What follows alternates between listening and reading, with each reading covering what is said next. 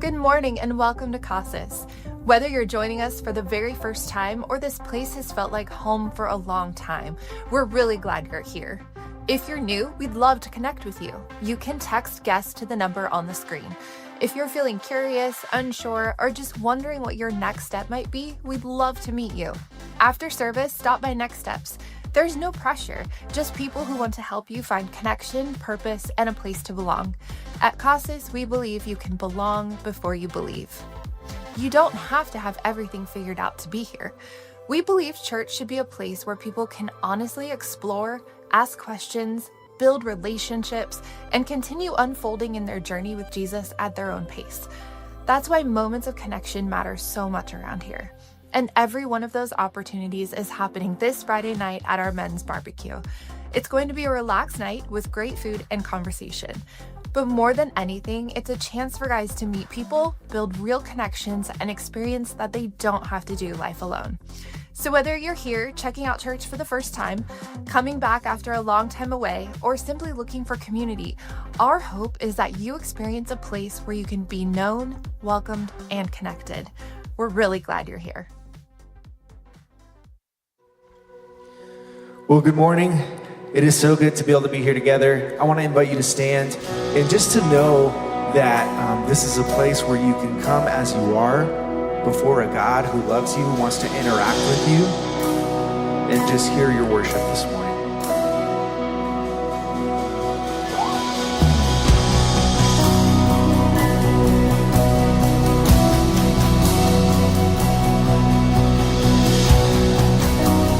Let's sing this out together.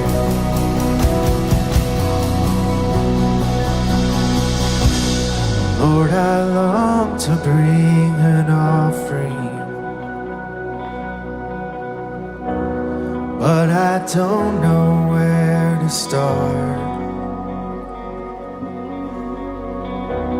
All I have is on the table. I won't hold back a single part. Sometimes I cannot find the language. Sometimes I'm at a loss for words. I just want to give you something, so that you know that you're still first. And I worship you. Oh, I worship you. You're the one I love. You're the one I choose. And I worship you.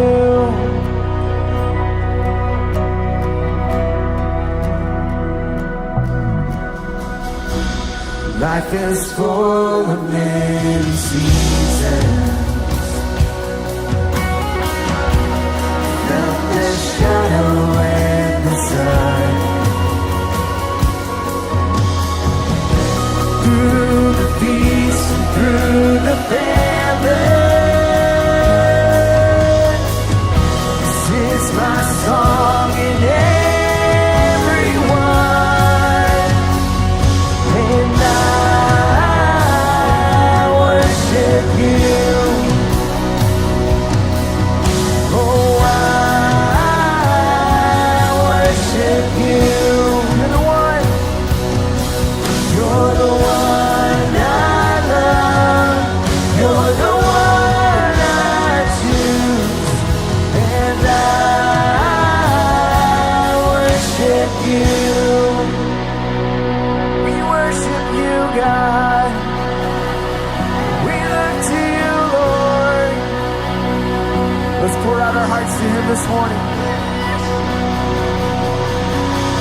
All you ever wanted was my heart. Well, here it is,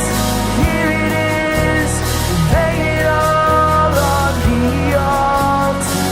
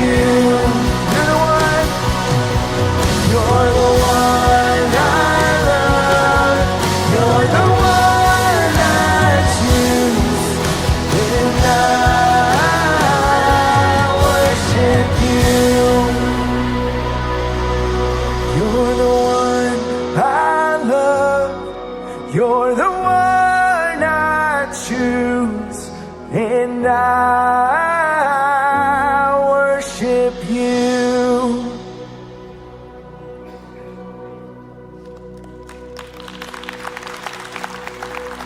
Before you sit down, I need to know the answer to this burning question. Have you ever had a bison burger or an elk burger? So take a moment, talk amongst yourselves, greet someone, ask a name, and ask them if they've ever tried a bison or an elk burger.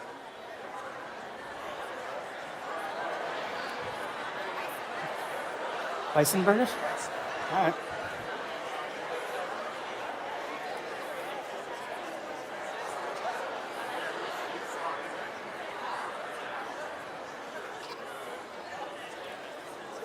I love it. I am hearing that bison burgers are very lean, and if you're a guy in the room, you're going to get a chance to have your opportunity to try that when I talk to you a little bit about the men's barbecue coming up this Saturday at 6:30 p.m. But hey, I wanted to take a moment to welcome you. My name is Travis Williams. I'm the Adult Communities Director here at Casas, and this is my second week getting a chance to spend time with you, so I must have done something right the first time. So I just wanted to take a moment and let you know that if you're new here, or if you've been around here for like 38 years like me, we are so happy you're here. So if it's your first time especially, one of the ways that we can get to know you, or you can let us know that you're here, is there's a welcome card in the seat back in front of you, or maybe you checked in through the Welcome Center. You maybe got a welcome bag, but that's an opportunity for you to let us know you were here and for us to share with you some ways you can get connected here at Casas. So you can turn that in at the next steps table over here with my adult communities team, or you can drop it in one of the boxes in the back of the room or whatever. But when you're ready to tell us about yourself or that you're around here and want to give us an opportunity to get to know you, that'd be great. We'll be happy to have that card from you. So it doesn't take you 38 years being around here, hopefully not, to learn and understand that we are super passionate here at Casas about a few things, and that is acceptance, belonging, community. Those things are super, super important to us, that you have a place where a big church can feel small and that we can get to know your name. And then when you're not here, people notice, and when you are here, people notice and get a chance to say hi to you. So one of the ways that you can do that is if you're a guy, you can come hang out with us this Saturday, June 13th at 6:30 p.m. We're going to meet off-site, and we're having a men's barbecue and a cornhole tournament. Now, the cornhole tournament's probably going to be taken way too seriously by at least a few of you, but we are going to have an official trophy and crown a champion, and there will be some prizes. So we encourage you to try out your cornhole expertise on the plaza after service. We'll have a couple of cornhole sets out there. So if you want to go out and check it out and see how good you are, then we'd love to have you consider that. So at the men's barbecue, you'll get a chance to try bison burger and an elk burger, but don't worry if that's not your style and if you're not that adventurous, we'll have trad burgers for you as well, or traditional beef burgers. So there should be something for everyone. And again, men's barbecue is just a chance to meet off-site. Think of it as like a big backyard hangout. There's no agenda, no program, just a chance to just come throw some bags of beans onto a cornhole, target and see how well you can do. So we love to have you come check us out after the service at Next Steps. We can sign you up on the spot, or you don't even have to wait that long. In the seat back in front of you, there's a tap dot. And with that tap dot, you can open your phone and just kind of hold it around there for a minute till the thing pops up. And one of the options is the men's barbecue. So you can sign up there. And really the sign up is just to let us know so we can plan for food. So we can maybe get more bison if we need to. I don't know where you get that. I'm not a hunter, so. But yeah, so we would love to have you sign up with us at the Next Steps or with the tap dot, and maybe come learn a little bit more if you have some questions. So want to share with you that we also value around here your partnership and your supporting us in many ways. One of the ways you do that is through your time and energy and effort. Maybe you're serving on a team, maybe at the coffee spot or at the front doors as people come in. But another way that people support us here at Casas and our mission and vision and help us advance that is by giving financially. And so there's a couple of ways you can do that. You can do it through the giving envelope that's in the seat back in front of you. You can drop cash or check in there and you can put it in one of the black boxes around the room. Or you can use that tap dot while you're checking out the men's barbecue. You can see there's a link there to give through Venmo. And then also on the website at casaschurch.org, there's a giving section. So we try and make that as easy as possible. And boy, we really appreciate those of you that choose to partner with us in that manner. It gives us a chance to do things like the men's barbecue, the women's social, other things like that we have going on each week. So thank you so much in advance for that. And just want to take a moment here and I'll pray for the rest of our morning. Thank you, Heavenly Father, for this Sunday morning. Even though it's hot outside, we're just so excited that we get a chance to come together each week and be here amongst our peers and the people in this community. And Lord, we just thank you for this time of worship and for the consideration that people will choose to partner with us financially and to support our mission and vision each week and every day around here at Casas. And we thank you for this morning. In Jesus' name, amen. Good morning again. Let's stand. We're going to continue to worship this morning.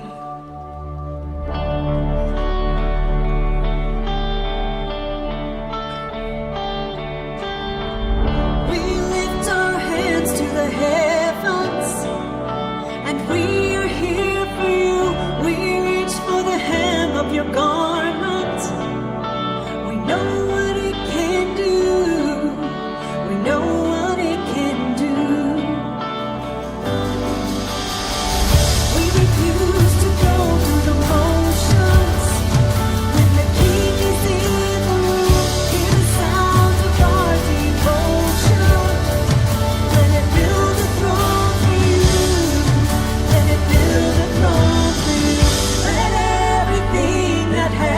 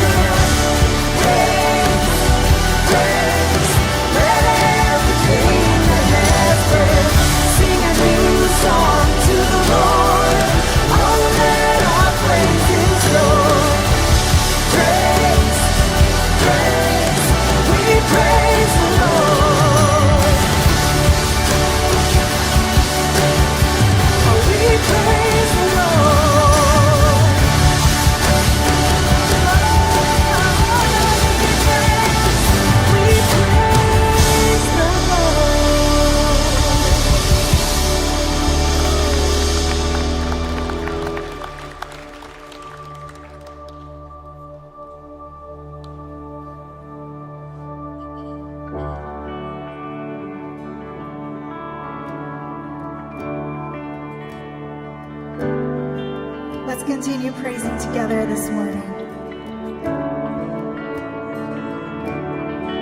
Sing this out.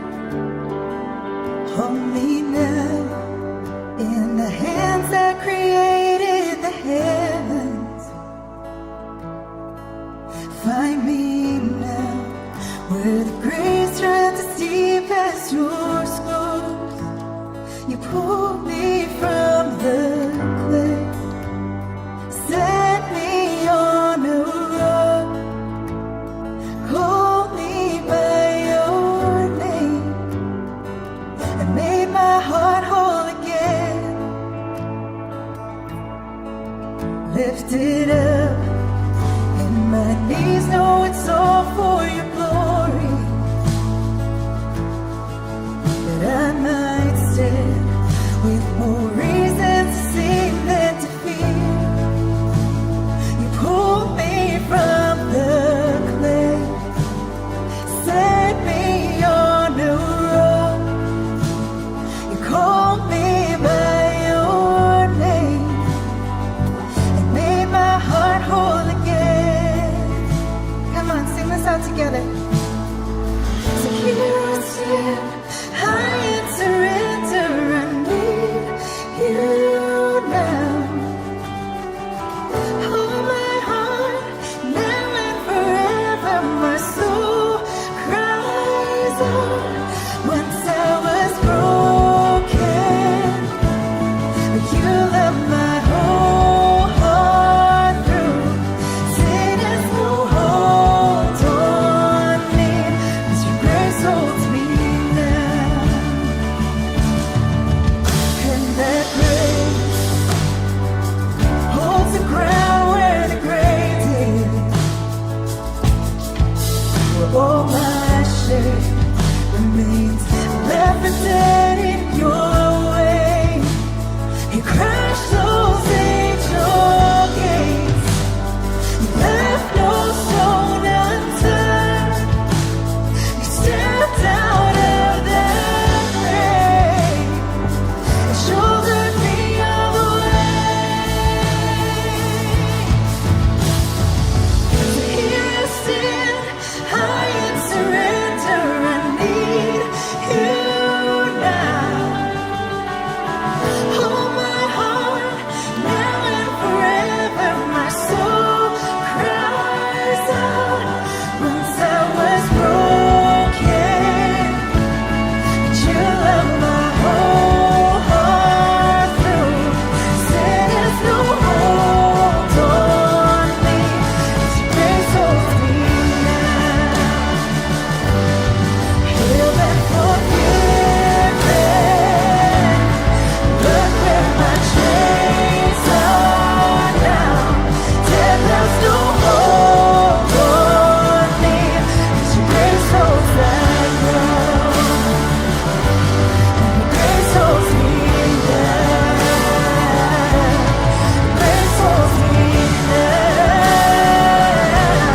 Your grace holds me now. Your grace holds me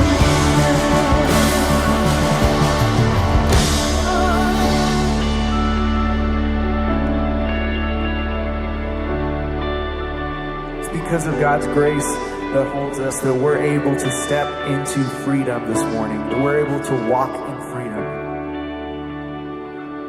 It's because of what He's done for us. It's because His love is unconditional. He sees us as we are and He accepts us. It's because of that that we worship. It's because of that that we're able to come before Him with open hands and whole hearts praising Him. So let's continue to do that this morning.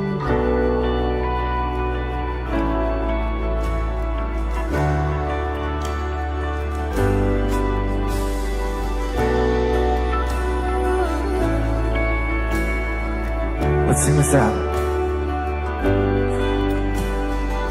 So here I stand, high in surrender. I need you now. Hold my heart now and forever. My soul cries out. So here I stand, high in surrender. I need you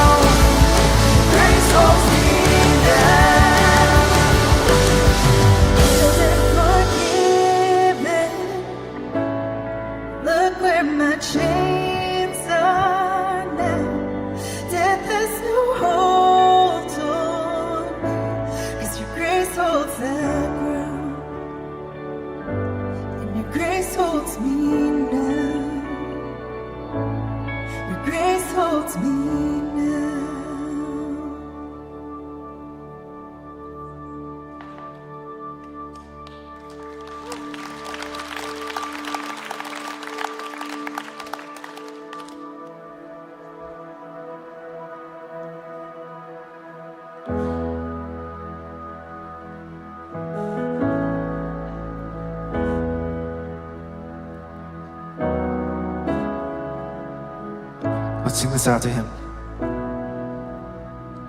I love you, Lord.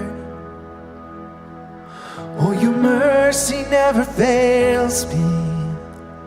In all my days, I've been held in your hands. And from the moment that I wake up until I lay my head, oh, I will sing of the goodness of God.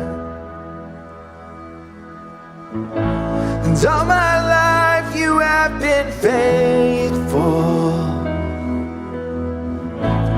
All my life you have been so, so good. With every breath that I am able, oh, I will sing of the goodness of God. I love your voice. You have led me through the fire in darkest nights. You are close like no other. I've known you as a father, I've known you as a friend, and I have lived in the goodness of God. Sing all my life. And all my life you have been faithful.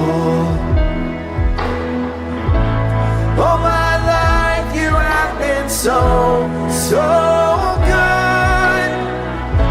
With every breath that I am able, I will sing of the goodness of God. I'm gonna sing, yeah. Your goodness is running after, it's running after me. Your goodness is running after, it's running after me. With my life laid down, surrender now, give you everything. Your goodness is running after, it's running after me. Let's sing that again. Your goodness is running after, it's running after me.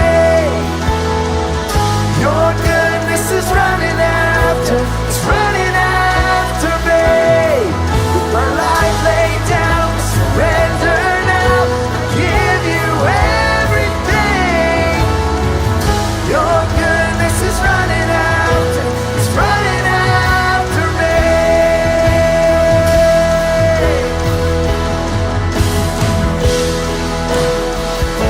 And all my life you have been faithful.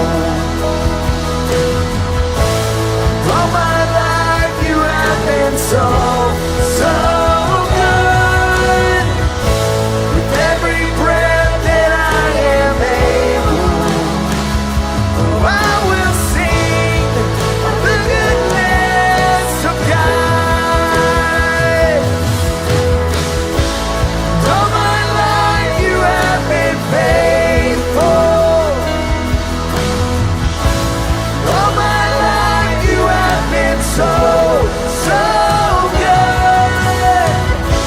With every breath that I am able, I will sing of the goodness of God. Oh, I'm gonna sing of the goodness of God.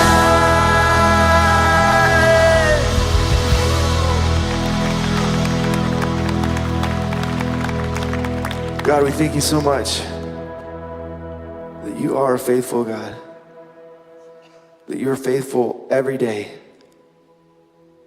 Even when we don't see it,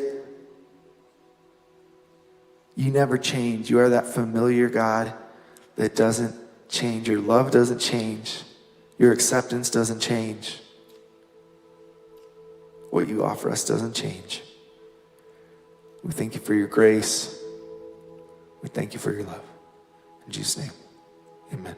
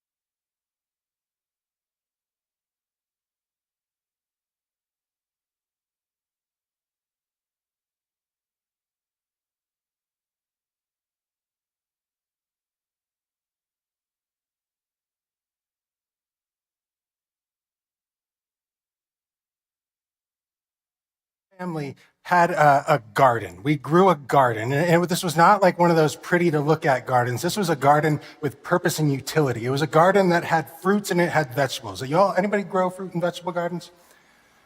They're delicious, aren't they? There's something about homegrown food that is much more delicious than the grocery store. So we started growing this garden. And I was, when I reflect back on this garden, I can tell you there was so many things in this garden. I remember my parents, we planted tomatoes and strawberries and zucchinis and peppers, and we had big corn coming up.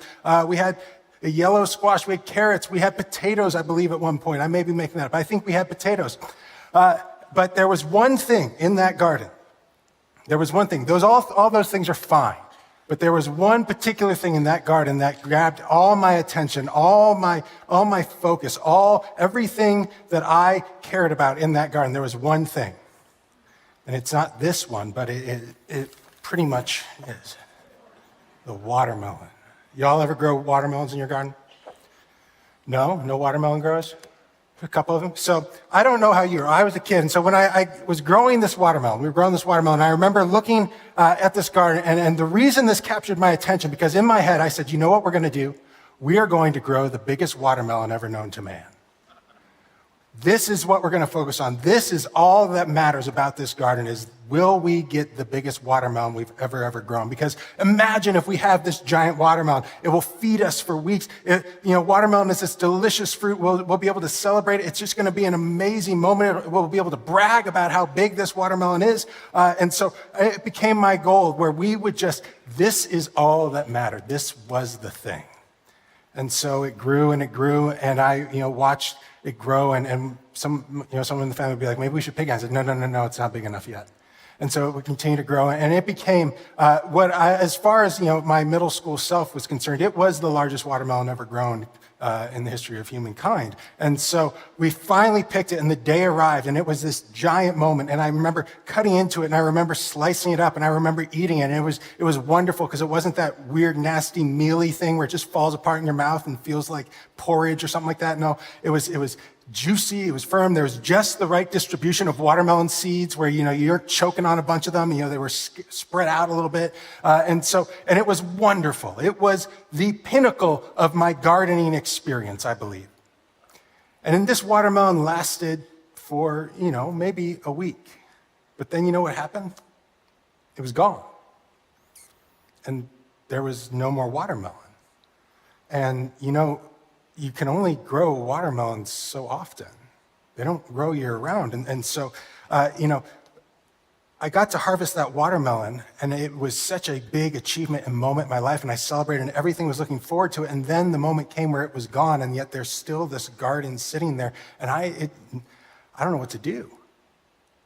Because you really harvest one time, and then it's done. But what do you do with all the other days of the year? What do you do with all the other moments that come this way? And here's why I share this. Because I believe we have at times looked at our lives and we all start focusing on the big things that have happened in our lives, or the big things God does, and the big things that show up, and the big monumental moments. And we look at them and we say, that's the watermelon. That's the big thing. That's what it's all pointing towards. That's the thing we can wrap our arms around and say, this is it. This is what is the meaning of it all. And so when there's that big moment in our lives and it becomes that, it becomes the thing that we depend on to shape our lives, grow our lives, mold our lives, give meaning to life. And we think and we give all our energy and our time looking back at that moment and at that thing, and we think, now that we've had that moment, we've got it. Life is here. But then life continues on, doesn't it? Doesn't it? And so I think there's a problem sometimes that we run into in life, and it's this, is that we treat these big moments that happen in our lives like they're the largest things that matter, the only things that matter, and the only things that shape our lives. But in the reality, it's those moments that come afterward the big moment. It's the small moments that actually make a life. And think about our own lives. how we've navigated this and how we've encountered this. You know, you have once I finally remember how you felt about, when was I going to meet that perfect person for me? Once I finally meet that person, my life is going to be full and complete. And that's the big moment. I'm going to meet that person. It's going to be the watermelon moment. It's the big moment. And from there forth, it's going to be wonderful. And then you meet that person and you realize life is not easier and more complete. How many of you have dated or been married? It's wonderful, but there's complications. There's all these small moments afterwards. And if I just relied on, hey, do you remember that we met and it was beautiful, and then we just never do anything and work on anything afterwards, what happens to that? It starts to crumble. It starts to become difficult. We have these moments where we say, God, I need you to show me the answer to this thing, this big thing. Give me direction, give me guidance. And a lot of times it shows up and he says, here's where I want you to go. Here's an answer to that prayer. And we get there and then we realize, well, then what comes next? I spent all my energies anticipating this answer and I didn't realize that there are next steps I can take, that there are smaller moments that come after that. Or if I could just have that job, then I get it. And now there's years and years and there's moments that actually make what that job is. Or if I just graduate college, or if I just do this and this and this, and these moments happen and then we realize, but that's not the end of the story. That there's more to come. And so, a full life, a life that is meaningful and impactful and deeply spiritual and full, is not a life that is centered on these large moments, but it is a life that takes the small moments that come afterwards and builds upon it. And so what I want to challenge us with today is to take these small moments, to learn what it means to step into and see and celebrate the big moment, but allow it to be something that teaches us and gives us the opportunity to step into those smaller moments afterwards and in between, so that we can discover what a true, full life really is. You've had that big moment. Now let's turn it into something, a moment of reflection. Make it something that informs all the small moments that follow. Because while big moments can be a gift to our lives, the small moments are what truly make a big life. Big moments are gifts, but the small moments make it big. And what I hope we come to see today is that by cultivating some practices, maybe looking at some ways of being in these small moments, that your garden that's in front of you, that you actually get to engage with it all year long and in a life that really matters, as opposed to waiting for that one moment and then having it be over. So, to do that, Ryan talked about Gideon last week. He kind of led us through the front end of his story, and I want to continue that. And we're going to look back at Gideon's story because where Ryan brought us to, we are arriving to where Gideon is going to really have his big moment. The big moment in Gideon's life, the watermelon moment, is about to happen as we jump into this next part of the story. And if you remember, Ryan kind of shared with us this whole story of Gideon and God calling out to him saying, you're going to be my guy and I'm going to be with you and I'm going to deliver the Midianites, who are the people who have come in and oppressed the Israelites, into your hands. And Gideon just kept saying, but are you sure? Are you sure? Will you really come through with this? And so Gideon keeps asking for more and more signs. And finally, he gets to the point where, yes, I trust that you are going to do what you say you're going to do, God. I trust that this big thing that you're about to do, you are actually going to do it, and I'm going to be a part of it. And so we reach that, and that's the end of chapter 6. And when we reach that next moment, we reach where the watermelon is about to appear, about to show up in Gideon's life. And we start in Judges chapter 7, verses 1 through 3.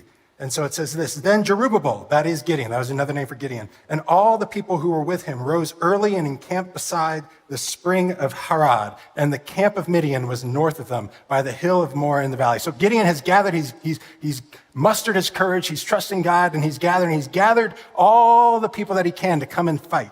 He's gathered a huge army. And so it says this: And the Lord said to Gideon, what did he say to him? Oh, he said this: The Lord said to Gideon, the people with you are too many for me to give the Midianites into their hand, lest Israel boast over me, saying, my own hand has saved me. Now therefore, proclaim in the ears of the people, saying, whoever is fearful and trembling, let him return home and hurry away from Mount Gilead. Then 22,000 of the people returned, and 10,000 remained. So we are getting to this big moment. God has said, Gideon, I'm going to do something big. You guys are going to overcome this massive amount of people that keep coming in and oppressing you and stealing your stuff. And we're going to have this big moment, and you're going to be a part of it. And so get everybody together. And everybody gets together. And then Gideon, he has 32,000 people. Math is important here. 32,000 people he has. And we find out later, here's the deal. We find out later that the Midianites have an army of about 135,000 people. And so God has gathered his people, and they're looking down at this camp of 135,000 people, and God says, you know what? I'm going to do something big, but there's too many of you to do it. And Gideon's like, well, God, there's already in like a 4-to-1 ratio here. Like, that's pretty challenging, but I mean, we might be able to do it, but like, you know, what? And God says, no. I want to do something big. And so he says, anybody who's a little bit, even a little bit afraid, anybody who's afraid, go home. And so it's now down to 10,000 people versus 135,000 people. That is roughly 13 Midianite soldiers to one Israelite soldier. So here you go. All right, Gideon saying, I see what you're doing, God. I'm on to you. I got this. This is great. Let's keep going. We're going to, this is going to be big. You're going to make something great happen here. I trust this. Let's go. And then God says, no, that's still too many. And you can just imagine Gideon be like, wait, what? Like, that's a lot of guys, and we don't have that many. And God's like, no, I'm going to do something big. I don't think you understand how big this watermelon is going to be, Gideon. And so he essentially tells Gideon, I want you to take all your guys, all the rest, 10,000 guys, go down to the lake down there, and I want you to tell them to drink. And here's how you're going to know who stays and who goes. If they dip their hand into the water and bring it to their mouths to drink, they stay. If they get on their knees and kind of just face plant into the water and slurp it all up that way, they go. And so Gideon's like, all right, let's do this. And I'm sure each time he's like, please, just to the mouth, guys, to the mouth. And he watches and guy after guy and is taking a drink. And here's what happens. Everyone but 300 guys has to go. And so now Gideon is sitting here being like, God, you said we were going to do something big, and I trusted you with this. And now they got 135,000 people right down there. I don't know if you see that, God, but they're right there. And I'm here with 300 dudes. God, I did the math. That's about 450 of them to every one of us. And God says, I'm going to do something big, Gideon. I'm going to do something not just big, but extraordinary. I want to do something that's going to be astronomical, that when people hear that I've done this, they're going to say, that is the biggest watermelon that's ever happened. That is the biggest moment we've ever seen. And we are going to watch what God does in this moment, and it's going to be an amazing thing. And so Gideon says, let's do this, I guess. Let's go. And so Gideon, essentially, here's how it goes. And we're going to jump into another passage here in a minute. But Gideon, he says, we're going to do this, and he makes a plan with his 300 guys, and for each guy, he says, all right, all of you, you're going to take a torch and a clay pot, and a ram's horn. And there's 300 of us. We're going to split up into 3 groups. We're all going to surround the camp, and when I say go, my guys are going to blow the ram's horn, throw down their pots, and wave their torches around, and you all do it too, and we'll see what happens. 300 dudes surrounding 135,000, and they're going to, throw pots and blow horns. And Gideon's like, God said something was going to happen. And so Gideon steps into this, and the moment arrives, and they surround it, and Gideon says, and when that happens, just yell, a sword for the Lord and for Gideon. And just make sure you yell that as well. And so they do that, and Gideon, so this is what happens. So Judges chapter 7, verse 19. So Gideon and the 100 men who were with him, because the other 200 are other spots in the camp, came to the outskirts of the camp at the beginning of the middle watch, so in the middle of the night, when they had just set the watch, and they blew the trumpets and smashed the jars that were in their hands. Then the other companies blew the trumpets and broke the jars, and they held in their left hands the torches and in the right hands the trumpets to blow. So you got guys doing that. And then they yelled, a sword for the Lord and for Gideon. And every man stood in his place around the camp, did not move. And then it says, and all the army ran. It's the army down there, the Midianites. And they all ran, and they cried out, and they fled. And when they blew the 300 trumpets, the Lord set every man's sword against his comrade, against all the army. So they blow the trumpets, they're waving the torches, and terror takes hold in such a way that God makes it so that the Midianites just start fighting and killing each other. Gideon and his 300 men are getting ready to, I guess we got to fight 135,000, and they never have to lift a sword. And the army ran, and when they blew their trumpets, and the army fled as far as Bathsheba towards Zereth, and as far as the border of Abel Meholah, and by Tabith. There's a test on that, so make sure you remember those. And the men of Israel were called out from Naphtali and from Asher and from all of Manasseh, and they pursued after Midian. So the moment for battle finally arrives. We're all sitting there envisioning this, 300, that's maybe the amount of us in here, something like that, 300 of us, and we're surrounding 135,000, and they end up not having to draw their swords, and God works in such a big and amazing and astronomical way that the army ends up destroying itself. This is the big moment. This is the watermelon moment. If Gideon's story stopped here, we would look at that and we would say, what an amazing story that is. What an amazing life of faith that is. What an amazing moment that is. I wonder, think about your life and your story. What's the big moment God created in your life? Was it that moment when you found that person? Was it that moment when you got that job? Was it that moment, whatever it was, where God did that big thing in your life, where all of a sudden it was the watermelon moment, where it was, this is the moment where it all makes sense, where it all has meaning that I am looking for. But then you realize that the story doesn't end there. There's a whole nother chapter to Gideon's story, and there's always another chapter to our stories. And you realize my life is not this one big moment, but it's full of all this other stuff too. It's full of all these other moments too. And this is where Gideon is. He's had his big moment, and now the question is, what's going to come next? Because there are moments after moments after moments after moments that follow. And what I hope we can look at and say is, what he does next, it should inform how do we approach the moments that we live in our lives that come after those big moments for us. When you think about it, remember how that whole thing ended, where it said, and the men of Israel were called out from Naphtali and from Asher and from all Manasseh, and they pursued after Midian. God has done the work, right? He's done the work. There's some guys fleeing, but he has taken down the majority of the army. They are routed, and it is done.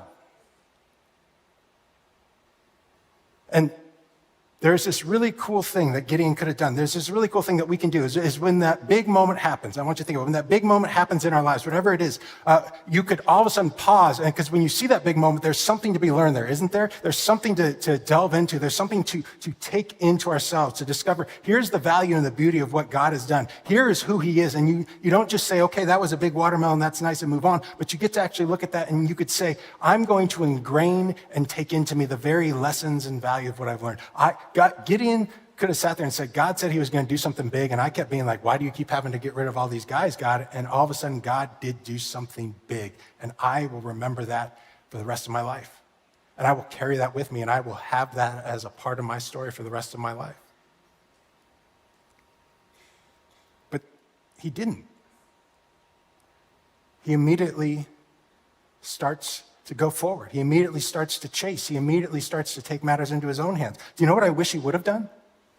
If I read this story, do you know what I wish he would have done? I wish he would have paused, and I wish he would have celebrated. I think if he had paused and he had celebrated, he would have sat there and said, look at what this God does. Look at the big things he does. I don't need to try and shoulder it all on my shoulders and give chase and try and own everything. He's going to handle it. I wish he would have taken those next moments to celebrate with his men, with the people around him. Guys, let's pause. Do you see what God did after all these years of oppression? God actually did something big in our lives. We are free. I want to make sure we all understand that we have a God that's big enough to trust to do anything that he says he will. I wish he had taken a moment to say, guys, let's celebrate, because not only did God do this, but he invited us into doing this with him. He said, I want you to be a part of watching this, learning from this, knowing this. I wish Gideon had stopped and celebrated and paused and reflected and done those things. Because I believe that right after this big moment, his watermelon moment, right after that victory, there were opportunities for Gideon to step into the moments that come afterwards and take what happened in that moment and ingrain it in himself, carry it with himself, and let it influence and be a part of those smaller moments that actually shape and make a life. Because his life is not simply the victory that God had. His life is the lessons and the moments that came afterwards that formed and shaped him. And here's why I point that out. Because I think that Gideon not stepping into those moments and living in that place where he cultivated and learned and trusted and ingrained the lessons of the big thing, I think it impacted what happened next in the story. I think it changed the direction where it no longer is just, this is a big moment that happened and Gideon has a great story. But it kind of shifts how Gideon's life goes. You see, I said earlier, he doesn't pause and celebrate. What does he do? Instead, he goes and he chases. He says, he starts taking matters into his own hands. And he goes and he chases and he goes to he's traveling through and he's chasing the people and they go across the river and they start running into Israelite towns and they go in and they say, share with us some food, give us some food. And then the people say, well, no, we won't. You don't have the kings yet. You haven't capped the entire army yet. Like, if we give you food, that's going to mess with us. Like, if you lose, then they're coming back at us. And Gideon says, all right, you're going to be in trouble. And then when I come back, I'm going to beat you all with thorns and briars, is what he says. And then he goes to another town and he says, give us some food. And the people say, no, same thing, same response. And he says, okay, fine. When I come back, and then he says this in peace. He says this, when I come back in peace, I'm going to tear down all your towers. And so Gideon is running off, and the moment that he could have learned, that big watermelon moment of learn the lesson of trusting God, that God's going to handle things, God's got these things, God informs you exactly of what your space is in that and invites you into that place, he starts taking matters into his own hands and misses the lesson. And he essentially says, I'm going to make this happen. He never reflects on and shares, you know what God did? He just says, I'm going to make this happen. And if you don't help me, you are against me. And so the moments that come after his big moment, all of a sudden aren't ones that are informed by a trusting of an almighty God, but they're what do I want? What am I feeling? And they're not lessons that he learned. And what I know is that God has put lessons in all of our lives, big moments in all of our lives. And there are times when we've learned that lesson, but then there are times where we just started chasing after the same thing, isn't there? Where the moment happened, and rather than ingraining it, look at this amazing thing, look at the big thing that happened, we paused and then we just kept going after the next thing. And so, what I wonder, though, is what if, again, I wish Gideon had paused to celebrate, to reflect, to share, to ingrain. And while I wish that for Gideon, I also wish that for us. And while I can't talk to Gideon, I can talk to us. And I can encourage us. What if we pause in those moments, those big moments? What if we reflect, and more so, what if we find the lessons to celebrate? Because celebrating is such a key thing when it comes to living in those small moments. Because I kind of believe that we live in a culture that's really, really hard to find ways to celebrate, to find time to celebrate. And celebration does such a huge thing when you think about it in our spirits and in our souls. And yet we live in a time where it's really, really difficult to do that. But celebration, it's this thing that informs, and it's a part of these smaller moments that actually builds into the life that we want. It shapes and molds us. Think about this. Celebrations, they can be moments where you point back to things that God has done and who he is. If I were to ask you about what has God done in your life, there are many of you who would sit there and say, do you know God did this amazing thing in my life? And I want to celebrate that because I learned something valuable about him, about myself.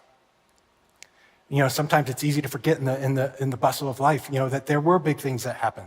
Or celebration, it's an opportunity. Here's why celebration is so important, because it's not just about what God has done in you, but what God is doing in the people in the world around you. Celebration is an opportunity to point out when somebody else is doing something brave or important or magnificent. We don't always see it when we're doing it ourselves, do we? And so to have somebody celebrate and say, you know what, that took a lot of bravery to do what you did. That's really amazing that you stepped into that. When you pause and sit there and say, what are the lessons I've learned from this big moment? Maybe it's celebrating the things and making those a small, everyday thing. Celebration is the opportunity for us to sit there and say, you know what? I know that God is abundant, and this is not a life of abundance, but not a life of scarcity, but a life of abundance. And so when I get tempted to say it's all about just that one big watermelon moment and then nothing else matters, I get to reflect back and say, no. God says you can trust me, and I'm constantly giving, I'm constantly pouring out, and there is an abundance to life rather than a scarcity. Celebration instills us with a sense of gratitude. If I'm celebrating something, I'm thankful for it. I wonder how Gideon's story would have changed is rather than, being angry and chasing after them, he simply stayed and was thankful for what God did. I love that celebration shows us, I kind of mentioned earlier, it shows us how we can show others the meaningful parts of their life and the meaningful things that they do when they don't always see it themselves. I coach at a gym here in town, and we have this little app, and we have to sign in as a coach and sign in the classes.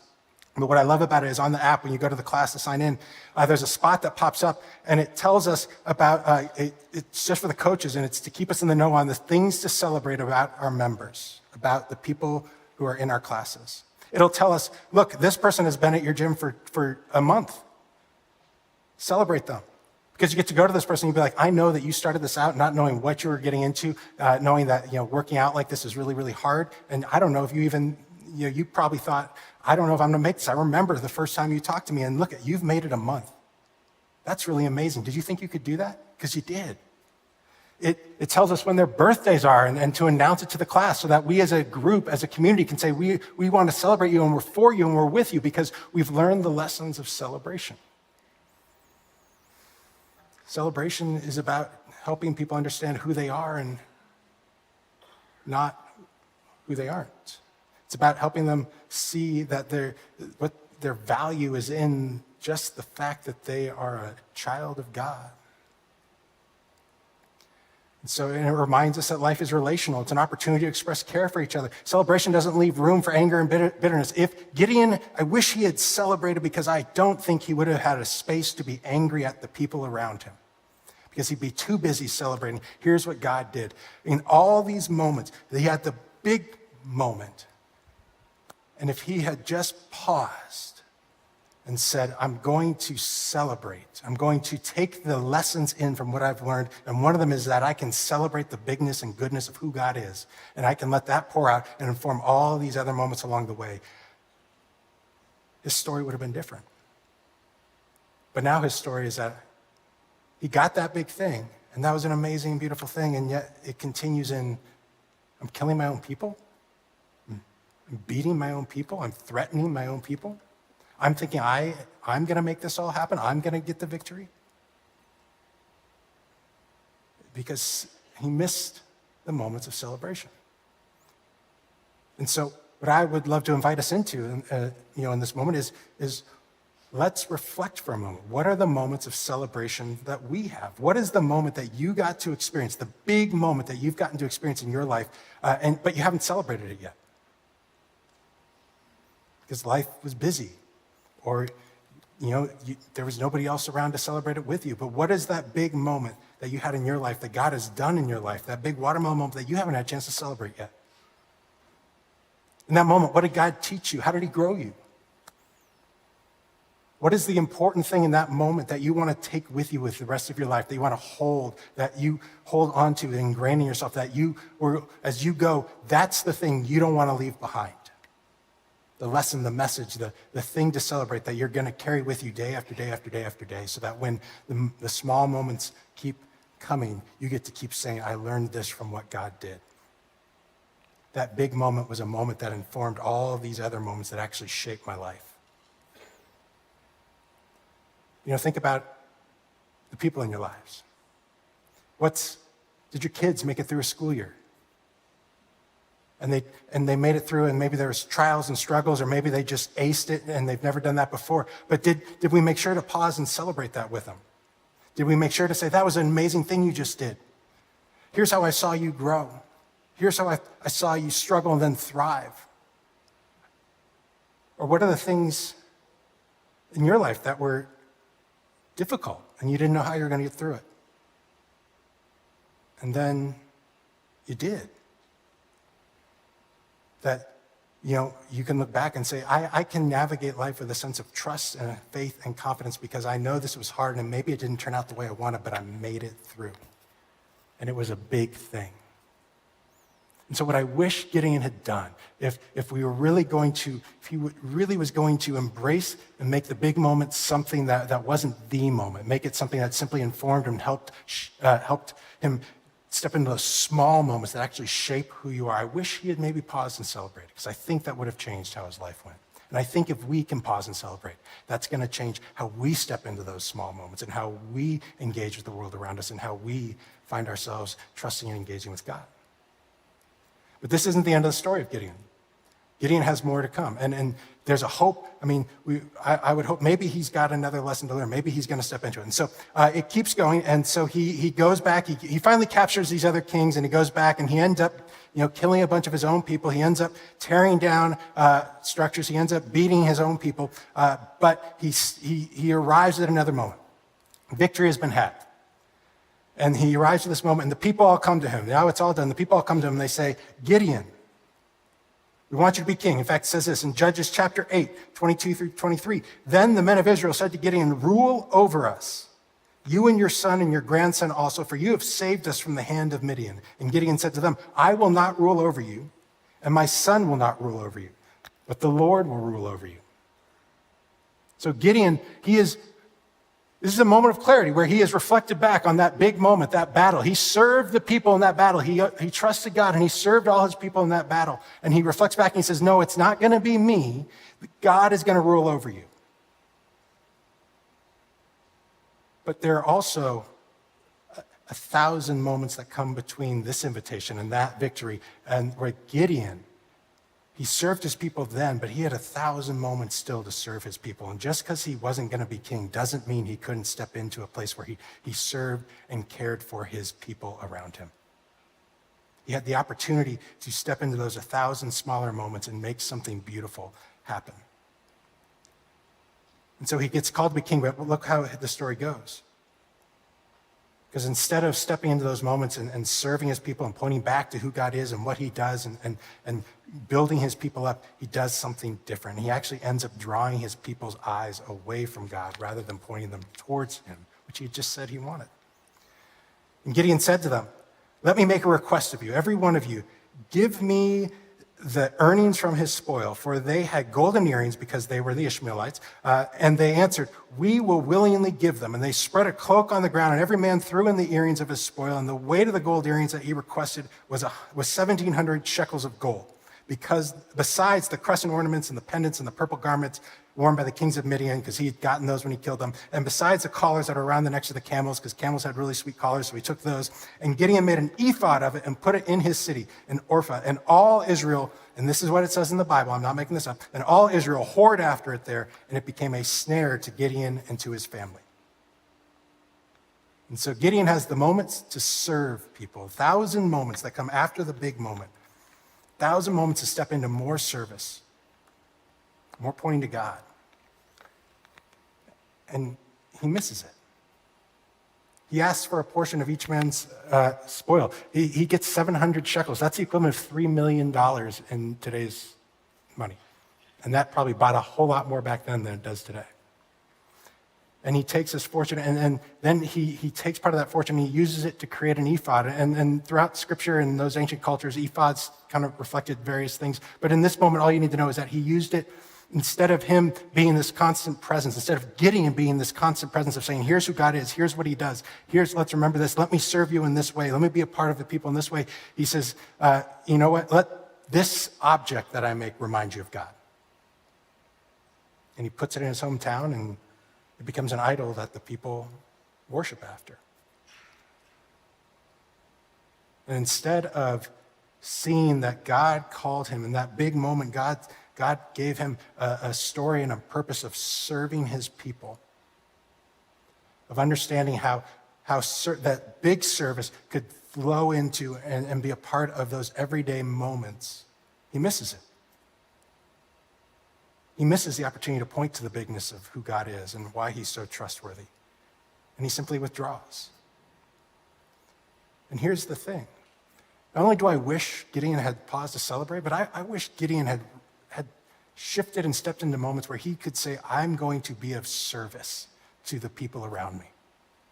Because if I really want those moments to matter, if I really want the life that I'm building to matter, I'm not going to let it rest on this one giant watermelon. I'm going to have it be something that plays out moment after moment after moment. And I think that's important, because think about what service means for us. To serve another person, to share our lives and give a portion of our lives for others around us. Service helps us live in a place of healthy humility, doesn't it? Where we get to remember that we are not the only people on this planet and that we can actually contribute positively to the lives around us. It reminds us that life is relational, not transactional. When I just serve willingly, I'm no longer saying, okay, I need to get something from you, but I'm just stepping into the relationship that I know you and I can have. It's a lesson I've learned. It's something I've ingrained in myself. It's an opportunity to point back to who God is. I'm serving you because I know that God is this really great God, and he calls us to serve each other just in the way he served us. How many of you have had somebody step into your life and serve you in some way and be a part of your life in some way that made you feel seen and known? All these lessons that come from this big moment that just you can ingrain into those smaller moments that actually shape the life. So I wonder, what are the moments you've been served in your life? What are the lessons that you learned from that? And what are the moments coming up, the opportunities that you have to serve? Where in your family, your parents, your kids, your friends maybe, your spouse? What does it look like to serve in the place that you work? Your coworkers who are struggling, your coworkers who maybe need somebody to come alongside them. What does it look like to serve in your community around you? To be somebody who takes the lessons that they've learned and ingrain them into their lives so that every moment isn't a moment waiting for something big to happen, but a moment that says, I'm going to live in that small moment that actually shapes the fullness of who I am. Because I think if we can take these watermelon moments, take these big moments, and let them not be the moment, but maybe a moment that informs and gives us a lesson to take with us that creates all these ripple effects, these smaller moments that we step into, because those are the moments that we live in every single day. You only harvest watermelon once a year. You've got all these other days that you've got to figure out what to do. And if we take those, it starts to shape us into some people who are living full and real lives. I want to tell you a story. I want to end with this story, because I've seen how this plays out in my own life. The previous pastor here, before Glenn, our senior pastor, was a man by the name of Roger Barrier. Some of you probably knew him, some of you are newer and don't, but Roger Barrier was our senior pastor, and I grew up watching him as our senior pastor and seeing this man as this spiritual giant to me, this amazing human being who knew his Bible, who could preach, and was just this amazing spiritual giant. And I watched him from afar and just was in awe of him. And was like, that is a dude, like that is a man after God. Like I could never be like that. That is somebody who's on a pedestal. And I watched him. And then as I got older and I started going to college and I was interning here, and I had a couple classes down at the U of A with his daughter. And so his daughter and I, a couple times after, if there was a big test coming up, we'd get together and we'd study. And one time I went over to Roger's house and we studied. He and his daughter and I were studying, and I was about to leave. And here's the man who I was very intimidated, by the way. I'm walking into the guy who I'm like, there's the Father, the Son, the Holy Spirit, and then there's Roger. It's like the 13th apostle that never got named, but he's there. Like that's how I felt about him. I'm walking in, I'm like, this guy lets me into his house. And I go in there and I'm like, I get to sit at his table and study. This is amazing. And I sit down, and this is all I ever need. I don't need anything else. This is amazing. And then I sit down, and as I get up to go, he's like, well, Seth, it's about dinner time. Do you want to stay and eat? And I'm like, Roger's telling me I can eat at his house. Can you believe this? He eats like I do. And so I sit there and I sit at the table, and he takes out some soup and he puts some, gets the food all ready and heats up the soup, and we sit down and he takes out his bottle of hot sauce and he looks at me, you want some? And I say, oh, I don't know. And he says, well, here's the thing to know. When you use hot sauce, it's hot going in and it's hot coming out.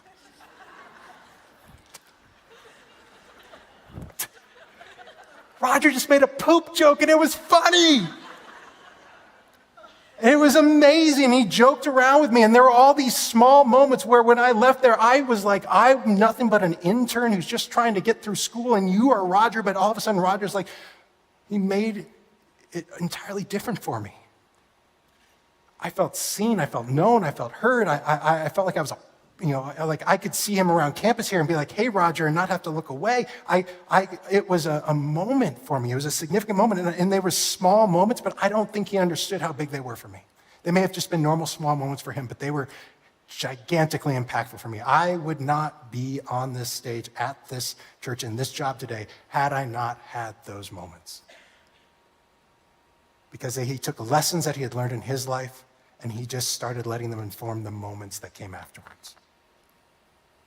And so I wonder, what are the lessons that you've learned in your life from the big watermelon moments that you can start informing and shaping the moments that come after those? Because God is doing big things in your lives, in all of us. He's doing big things in our lives. And I want to encourage you to look around and see the lessons of those lives and see the lessons of those big things that get ingrained in those small moments and live in them. Stay there in them. There's someone in your life that you can share those lessons with. Because my hope is that may we all be people who experience the big watermelon moments, but that we don't stay there.